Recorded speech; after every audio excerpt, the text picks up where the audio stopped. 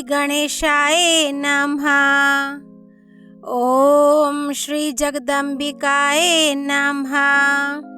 श्रीमद् देवी भागवत स्कंद 8 अध्याय 22 और 23। तामिस्त्र आदि नरकों का वर्णन।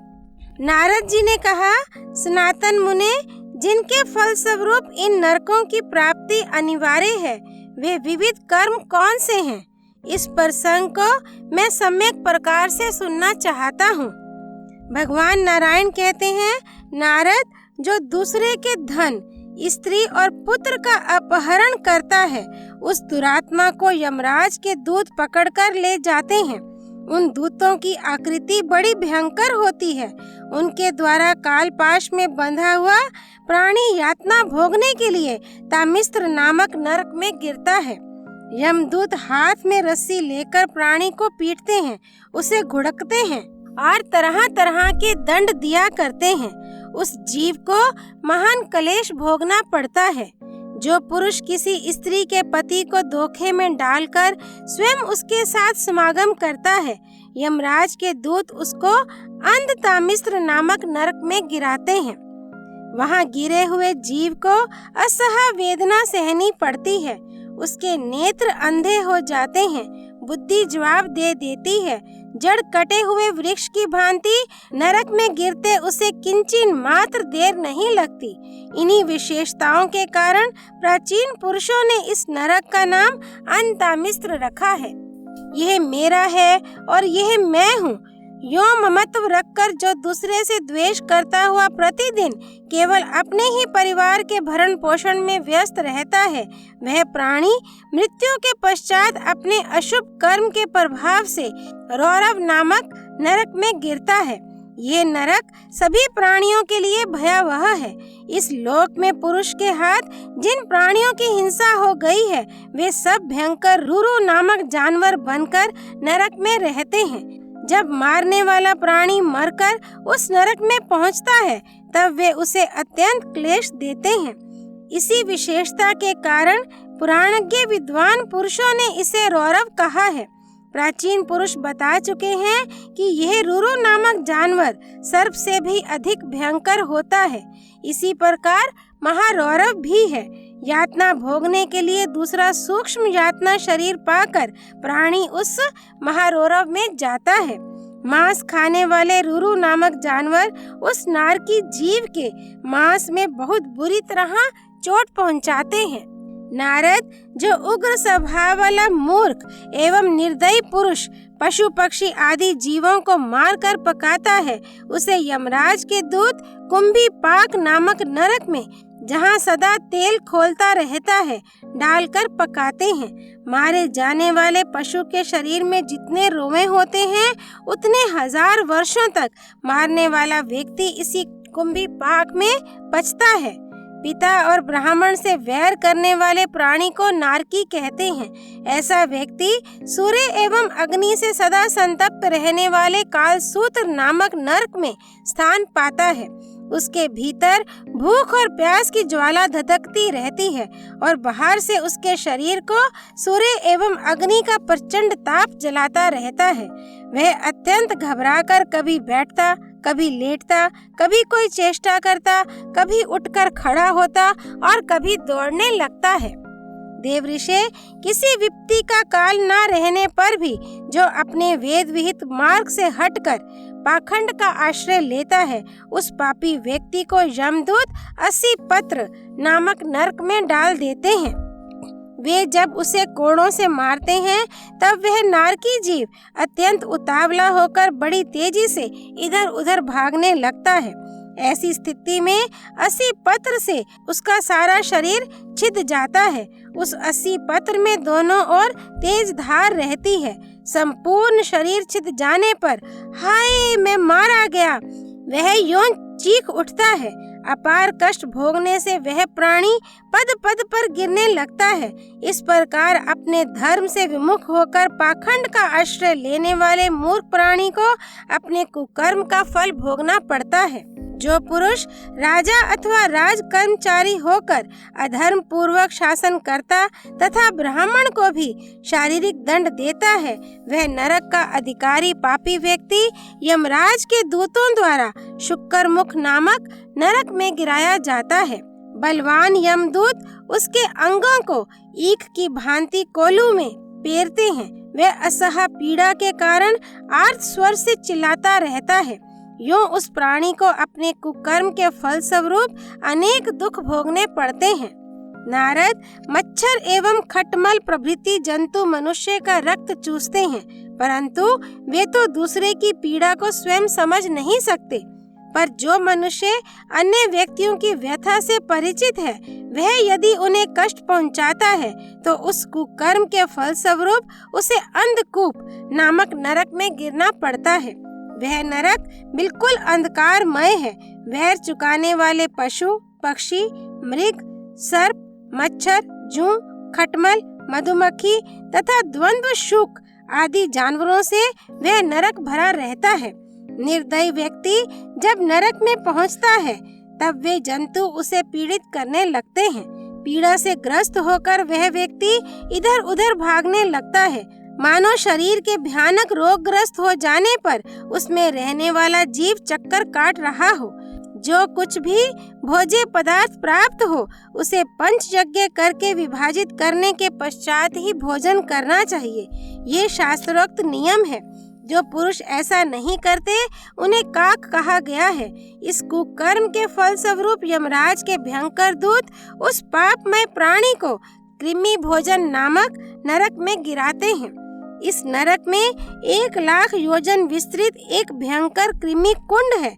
भोजन बनाकर अकेला स्वयं ही खा जाने वाला व्यक्ति कीड़ा होकर इस कुंड में वास करता है। देवऋषि, विपत्ति काल न होने पर भी जो ब्राह्मण अथवा अन्य किसी भी वर्ण के लोगों से चोरी या जबरदस्ती करके सोना या रत्न छीन लेता है, उसे मरने पर यमराज के दूत संदंश नामक नरक में गिराते हैं। अग्नि के समान संतप्त लोहे के पिंडों से उसे दागते हैं। जो पुरुष अगम्य स्त्री के साथ रमण करता है अथवा जो स्त्री अगम्य पुरुष के साथ समागम करती है, उसे यमदूत तप्त सूर्मी नामक नरक में गिराकर कोड़े से पीटते हैं। फिर लोहे की बनी जलती हुई स्त्री की मूर्ति से पुरुष को और ऐसे ही जलती हुई लोहमयी पुरुष मूर्ति से स्त्री को आलिंगन कराते हैं। जो महान पापी व्यक्ति पशु आदि समस्त प्राणियों के साथ व्यभिचार करता है, उसे मरने पर यमराज के दूत शाल्मली नामक नरक में रखते हैं। ये वज्र के समान लोहमय कांटों से भरा हुआ नरक है।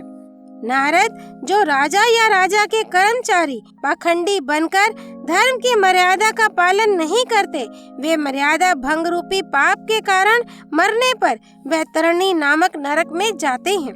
नरकों की खाई के समान प्रतीत होने वाली इस भयानक वैतरणी नामक नदी में यमराज के दूत उन्हें ढकेल देते हैं। नारद, इस नरक में पड़े हुए प्राणी को जलचर जंतु चारों ओर से खाया करते हैं। वे प्राणी इधर उधर भागते हैं, प्राण निकलते नहीं और बाधे होकर अपने बुरे कर्म के फल को भोगने के लिए सदा संतप्त रहते हैं। वह नदी मल, मूत्र, पीप, रक्त, केश, हड्डी, नख, चर्बी, मांस और मज्जा आदि अपवित्र वस्तुओं से भरी रहती है। उसी में गिरकर वे पापी प्राणी छटपटाते हैं। जो उच्च कुल के होते हुए भी शूद्रा के स्वामी बन जाते हैं, सदाचार से विमुख हो निर्लज्जता पूर्वक पशुवत व्यवहार करते हैं, उन्हें अत्यंत कष्टप्रद गतियां प्राप्त होती हैं। वे मरने के बाद पुयोद नामक नरक में गिरते हैं। वह नरक विष्ठा, मूत्र, कफ, रक्त और मल से भरा रहता है। यमराज के क्रूर दूत बड़े दुराग्रह के साथ उस नरक में पड़े हुए प्राणी को ये अपवित्र वस्तुएं खाने को विवश करते हैं। जो द्विज जाति के पुरुष श्रेष्ठ कुल में जन्म लेकर कुत्ते और गधे आदि जानवरों को पालते हैं, शिकार में बहुत प्रेम रखते तथा अपवित्र स्थान में जाकर नित्य मृगों को मारा करते हैं, ऐसे लाखों अधम प्राणियों को मरने के बाद यमदूत प्राण रोध नामक नरक में गिराकर बाणों से छेदते हैं। दुर्नीतिपूर्ण मार्ग पर चलने वाले उन व्यक्तियों की बड़ी भारी दुर्दशा होती है जो दंभी नीच मनुष्य दंभ के लिए यज्ञ का आयोजन करके उसमें पशुओं की हिंसा करते हैं। उन्हें इस लोक से जाने पर यमराज के दूत विषसन नामक नरक में गिराकर असह्य कोड़ों से पीटते हैं। जो द्विज काम से मोहित होकर सगोत्र स्त्री के साथ समागम करता है, उस मूर्ख व्यक्ति को यमराज के दूत वीर्य से भरे हुए लाला भक्ष नामक नरक कुंड में गिराकर बलपूर्वक वीर्य पिलाते हैं। जो चोर राजा अथवा राजपुरुष आग लगाते, विष देते, दूसरे की संपत्ति नष्ट करते तथा गांवों एवं धनों को लूटते हैं, उनकी मृत्यु होने पर यमराज के दूत उन्हें सारमेयदन नामक नरक में ले जाते हैं। इस नरक में 720 अत्यंत विचित्र सारमेय रहते हैं। वे उन नारकी प्राणियों को काटकर खाते हैं। मुने, इसीलिए इस नरक का नाम सारमेयदन पड़ा है। इसके बाद अब अविच्ची आदि प्रमुख नरकों का वर्णन करूंगा। भगवान नारायण कहते हैं, देवऋषि जो दान और धन के लेन देन में साक्षी बनकर सदा झूठ बोलते हैं, झूठी गवाही देते हैं, वे पाप बुद्धि मनुष्य मरने पर 100 योजन के ऊंचे पर्वत शिखर से अविच्ची नामक नरक में गिराए जाते हैं। ये नरक बड़ा ही भयंकर है। इस आधार शून्य नरक में प्राणियों को नीचा सिर किए हुए गिरना पड़ता है। इस नरक की पथरीली भूमि जल के समान दिखती है, इसी से इसे अविच्ची कहते हैं। देवऋषि, वहाँ पत्थर ही पत्थर बिछे रहते हैं। उन पर गिरने से प्राणियों का सारा अंग एक एक तिल छिद जाता है, परंतु उनकी मृत्यु नहीं होती। अतः वे बाधे होकर उसी में पड़े पड़े कष्ट भोगते हैं। नारद, जो ब्राह्मण, क्षत्रिय अथवा वैश्य प्रमादवश मदिरा पीते हैं, उन्हें यमदूत अयपान नामक नरक में गिराते हैं और आग से जलते हुए लोहे के सींगचे उनके मुंह में घुसेड़ देते हैं। मुने, जो स्वयं नीच कुल में उत्पन्न हुआ है किंतु अभिमानवश जन्म, तप, विद्या, आचार, वर्ण या आश्रम में अपने से श्रेष्ठ पुरुषों का सम्मान नहीं करता, वह पुरुष अधम माना जाता है। मरने के बाद यमराज के दूत उसका सिर नीचा करके शारकर्दम नामक नरक में गिरा देते हैं। वहाँ वह असह्य पीड़ाओं को भोगता है। मुनिवर, काम मोहित मनुष्य नर बलि के द्वारा भैरव, यक्ष आदि का यजन करते हैं अथवा जो स्त्रियां नर पशु का मांस खाती हैं, वे मरने के पश्चात रक्षोगण भोजन नामक नरक में गिरते हैं। उन्होंने जिन मनुष्यों को इस लोक में मारा और खाया है, वे सब के सब पहले से ही राक्षस होकर यमराज के यहाँ रहते हैं। मुने, जब मारने तथा खाने वाले वे व्यक्ति उस नरक में पहुँचते हैं, तब जिस प्रकार वे मारे और खाए जा चुके हैं, ठीक वैसे ही कसाई के रूप में परिणत होकर वे तीखी कुल्हाड़ियों से उनके शरीर को काटते हैं। उससे जो रक्त निकलता है, उसे पीकर अनेक प्रकार से नाचने और गाने लगते हैं। नारद, ग्राम में अथवा जंगल में रहने वाले प्रत्येक प्राणी को भी जीवन की इच्छा रहती है। जिन प्राणियों का जीवन विश्वस्त व्यक्तियों पर निर्भर है, उनको उन विश्वस्त व्यक्तियों में जो फुसलाकर अपने पास बुला लेते हैं और मानो अपने मनोरंजन के लिए उनके बदन में कांटे चुभाकर अथवा रस्सी आदि में बांधकर कष्ट देते हैं, उन्हें मरने पर यमदूतों की प्रेरणा से शूल प्रोत नामक नरक में गिरना पड़ता है। उनके सभी अंगों में शूल आदि चुभाए जाते हैं। उन्हें भूख और प्यास की असह्य पीड़ा होने लगती है। कंक और बटेर आदि तीखी चोंच वाले पक्षी जहाँ तहाँ उन्हें नोचते रहते हैं। उस समय उन्हें अपने पूर्वकृत पापों की स्मृति होती है। विप्र, जो क्रूर स्वभाव वाले मनुष्य सर्पों की भांति प्राणियों को उद्विग्न करते हैं, वे मृत्यु के उपरांत दंतशूक नामक नरक में गिराए जाते हैं। वह 5 मुख और 7 मुख वाले सर्पों से पूर्णतया भरा रहता है। क्रूर स्वभाव वाले सर्प बिलों में रहते हैं। जब प्राणी वहां पहुंचते हैं, तब वे तुरंत उन्हें काटने लगते हैं। जो पुरुष किसी अन्य व्यक्ति को अंधेरी कोठरी अथवा प्रकाशहीन घरों में रहने के लिए विवश करते हैं, वे इस कुकर्म के फलस्वरूप अवटारोध नामक नरक में पड़ते हैं। उन पापी मनुष्यों को यमराज के दूत स्वयं अपने हाथ से वैसे ही अंधकारमय स्थानों में रखकर विषैली अग्नि के धुएं से कष्ट पहुंचाते हैं। जो द्विज स्वयं ग्रह का स्वामी होकर अपने यहाँ समय पर आए हुए अतिथियों को पाप पूर्ण नेत्र से इस प्रकार देखता है मानो उन्हें भस्म ही कर डालेगा, मरने पर उस पाप दृष्टि वाले पुरुष को भी यमराज के सेवक नरक में ढकेल देते हैं। उस नरक में काक, कंक, वट और गीद आदि बहुत से क्रूर पक्षी वज्र के समान चोंचों से सुशोभित होकर रहते हैं। वे सहसा उस नारकी व्यक्ति की आंखें निकाल लेते हैं। इस परिवर्तन के कारण ही यह नरक पर्यावर्तन नाम से विख्यात हुआ है। जो इस जन्म में अपने को धनाढ्य मानकर अभिमान में अत्यंत चूर हो, दूसरे को टेढ़ी आंखों से ही देखता है, जो सबके प्रति शंका किए रहता तथा धन कमाने और खर्च करने की चिंता जिसके मन से कभी दूर नहीं होती, जिसका हृदय और मुख सदा सूखता रहता है, जिसे कहीं शांति नहीं मिलती, तथा जो यक्ष की भांति धन की संरक्षा में ही लगा रहता है, वह अधम मनुष्य मरने के पश्चात अपने किए हुए बुरे कर्म के प्रभाव से यमराज के दूतों द्वारा सुच्ची मुख नामक नरक में गिराया जाता है। यमराज के अनुचर धन में चिपके रहने वाले उस व्यक्ति के संपूर्ण अंगों को सूत्रों से दर्जियों की भांति सी देते हैं। देव ऋषि नारद पाप कर्म करने वाले मनुष्यों को यातना भुगताने के लिए इस प्रकार के सैकड़ों एवं हजारों की संख्या में बहुत से नरक हैं, ऐसा समझना चाहिए।